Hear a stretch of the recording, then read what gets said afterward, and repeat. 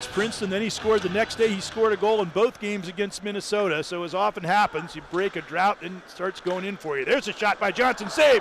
Rebound just shot wide of the net by Ryan Gordon. He had a wide open cage, it appeared, but just couldn't get it on frame. They play it dangerously back to the point, but then whipped across nicely for that shot by McBrayer, and it ends up in the back of the net. And it appears that Max Montez might have been the one who scored it.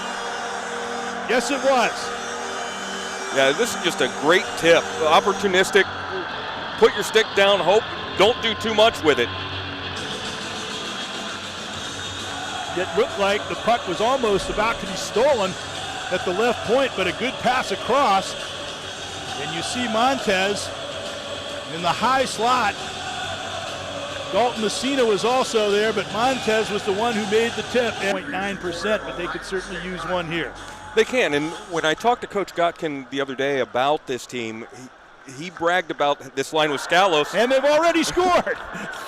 And Scalos was in on it, so well, there you go. I think Scalos was actually a decoy on this one, because this one, while we're looking at him on the monitor, this one was put in by number 12.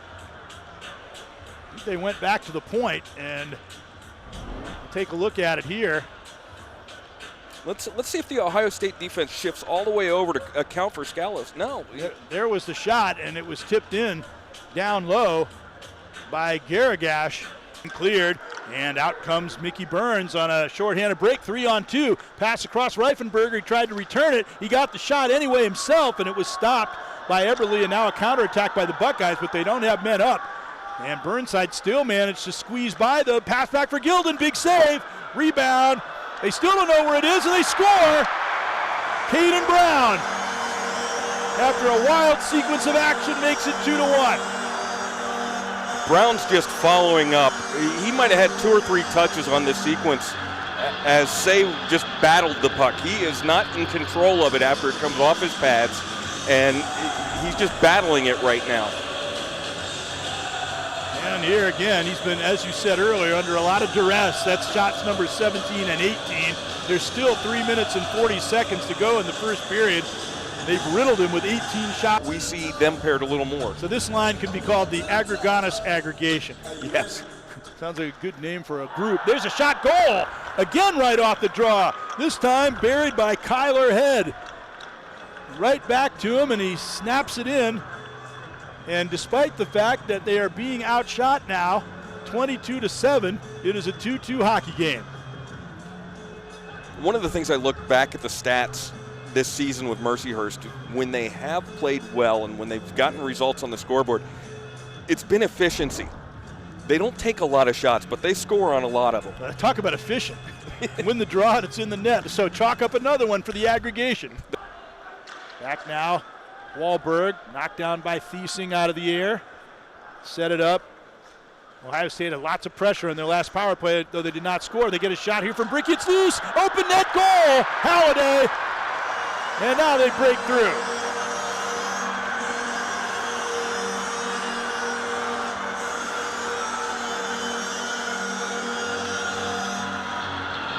Penalties have beaten Mercyhurst their last few games. Again, it's just simple discipline.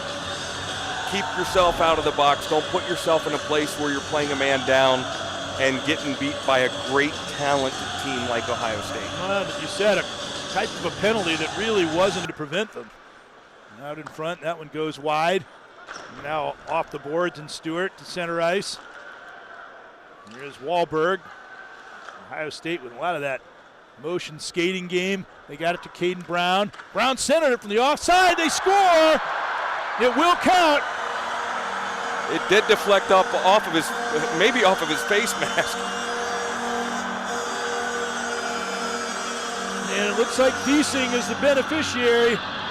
That's his 5th goal, and he's starting to put together a bit of a goal scoring streak. 5 since the Princeton series. And it's 4-2, a big goal with 1:46 in the period. Here you'll see how it went in. It's still hard to tell.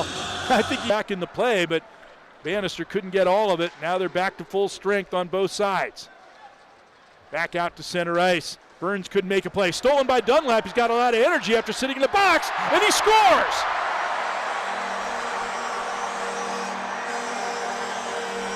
Just had a full head of steam. It was just unfair to Owen Say.